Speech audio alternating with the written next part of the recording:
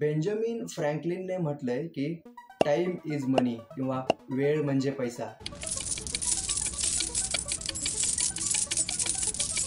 पण टाइम म्हणजे पैसा हे वेळेचं योग्य मूल्यमापन आहे का? आपण म्हणजे पैशाबद्दल बोलत नाही आहोत. पैसे महत्त्वाचे आहेत, त्याबद्दल दुमत नाही. पण मी म्हणेन वेळ म्हणजे पैसा हे खरंच वेळेचं योग्य मूल्यमापन आहे का? हे जे 10 सेकंद आता गेले, ते 10 सेकंद फक्त वेळच गेला की 10 सेकंदासाठी आपलं जीवनही कमी झालं? तर 10 सेकंदासाठी आपलं जीवनही कमी झालं. ही नकारात्मकता नाही, हा वेळेकडे बघण्याचा सकारात्मक आणि योग्य दृष्टिकोन आहे. त्यामुळे मी म्हणेन वेळ म्हणजे पैसा असं म्हणण्यापेक्षा वेळ किंवा प्रत्येक क्षण म्हणजे जीवन हे वेळेचं योग्य मूल्यमापन होईल.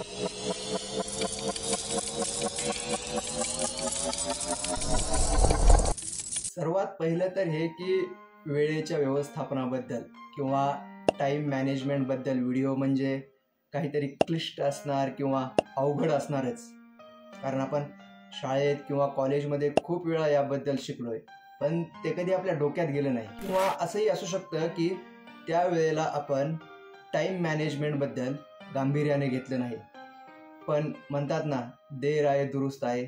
आज आपण आपल्या भाषेत सोप्या शब्दात त्याबद्दल बोलणार आहोत. असं काही अवघड किंवा क्लिष्ट असलं म्हणजेच परिणामकारक असेल असं नाही, आणि असलं तरी आपल्याला त्यामध्ये जायचं नाही, कारण समजलंच नाही तर काय फायदा. त्यामुळे आज एकदम सोप्या भाषेत पूर्ण वेळ.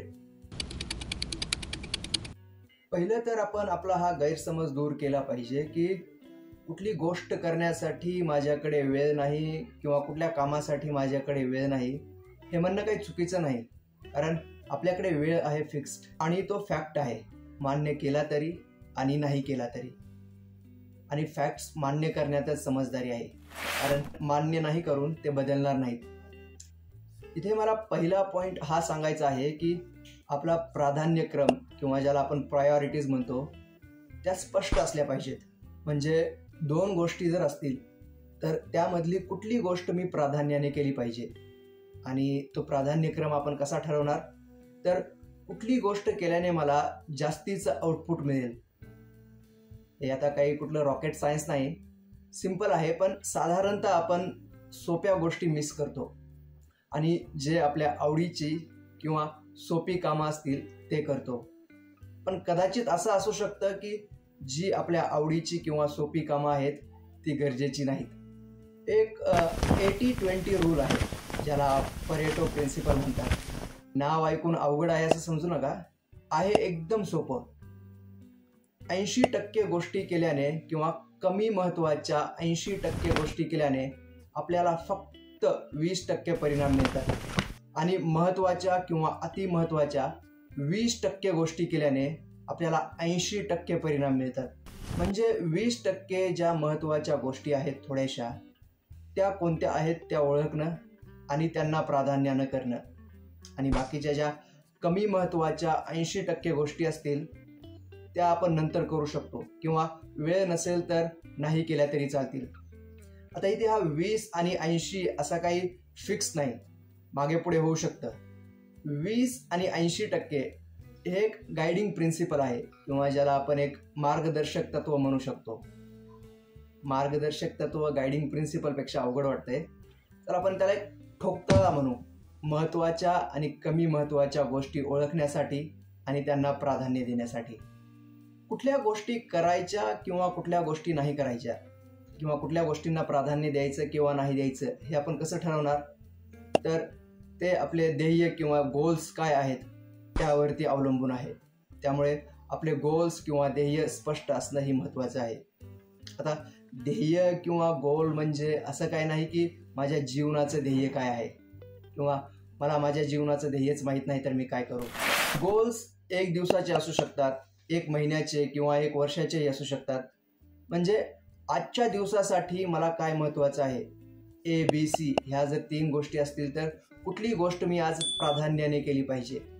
आणि ध्येय बदलूही शकतात, असं काही नाही की ठरलं म्हणजे ठरलं.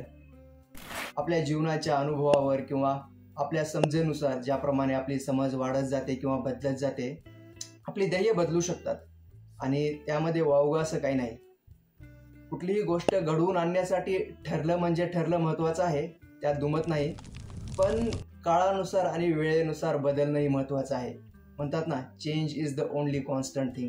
म्हणजे बदल हीच एक स्थिर अशी गोष्ट आहे. जसं आपण ठरवलं की आज मला ABC ह्या गोष्टी करायच्या आहेत आणि त्यामधली A ही महत्त्वाची आहे, तर मी A वरती पूर्ण लक्ष केंद्रित करून ती गोष्ट केली पाहिजे. त्यामुळे रिझल्ट्स चांगले मिळतील. म्हणजे मोबाईल नोटिफिकेशन किंवा ईमेल्स किंवा बाकी कुठल्या गोष्टी ज्या मला A पासून डिस्ट्रॅक्ट करतील त्यांना मी दूर ठेवेन किंवा करणार नाही. तुम्ही अशा प्रकारचे अर्ध्या तासाचे किंवा 20-25 मिनिटाचे स्लॉट्स ठेवू शकता. म्हणजे मी अर्ध्या तासाचा स्लॉट ठेवला तर 25 मिनिट मी फोकस्ड काम करेन आणि त्यानंतर एक 5 मिनिटाचा ब्रेक घेईन. याला पोमोडोरो टेक्निक म्हणतात. नाव अवघड आहे पण आहे एकदम सोपी. इटालियन भाषेत टोमॅटोला पोमोडोरो म्हणतात. पण टोमॅटोचा आणि या टेक्निकचा काय संबंध? तर फ्रान्सिस्को सिरिलो नावाच्या व्यक्तीने या टेक्निकचा आविष्कार केला. त्याने किचनमध्ये टोमॅटोच्या आकाराचं घड्याळ वापरलं त्याचे टाइम स्लॉट सेट करण्यासाठी. त्यामुळे या टेक्निकला पोमोडोरो किंवा टोमॅटो टेक्निक म्हणू शकतो. तुम्ही यासाठी कम्प्युटर किंवा मोबाईल ॲप्सचीही मदत घेऊ शकता. त्यामुळे काम चांगल्या प्रकारे कॉन्सन्ट्रेटेड होईल आणि बर्नआउटही होणार नाही. बर्नआउट म्हणजे एक तणावाची स्थिती, शारीरिक आणि मानसिक तणावाची. दुसरं एक आहे ते म्हणजे डेलिगेट युअर टास्क्स. म्हणजे जी कामं आपण इतरांना देऊ शकतो ती त्यांना करायला द्यावी. म्हणजे त्यामुळे आपण महत्त्वाच्या आणि नवीन गोष्टींवरती लक्ष केंद्रित करू शकतो. पार्किन्सन्स लॉ म्हणून आहे. नाव अवघड आहे पण आहे तसं सोपं. ऑब्झर्वेशन आहे की एखाद्या कामाला जेव्हा आपण जास्तीचा किंवा गरजेपेक्षा जास्तीचा वेळ देतो तेव्हा ते काम तसंच अवघड होत जातं आणि वाढत जातं.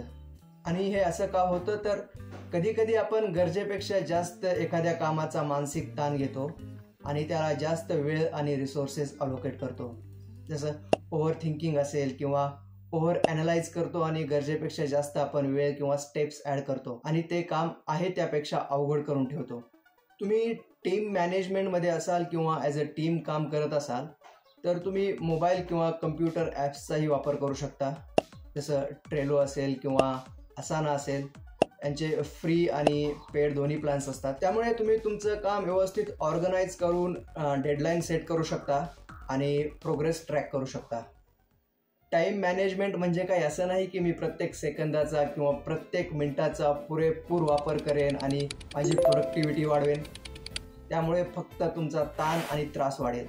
टाईम मॅनेजमेंट म्हणजे काय तर मी माझी जी महत्त्वाची कामं आहेत त्यांना प्रायोरिटीने किंवा प्राधान्यक्रम देऊन करणार आणि विदाऊट स्ट्रेस किंवा तणावरहित काम करणार किंवा करून घ्यायच्या पोझिशनमध्ये असेल तर करून घेणार, ज्याला आपण हॅपी प्रोडक्टिव्हिटी ही म्हणू शकतो. Happy working.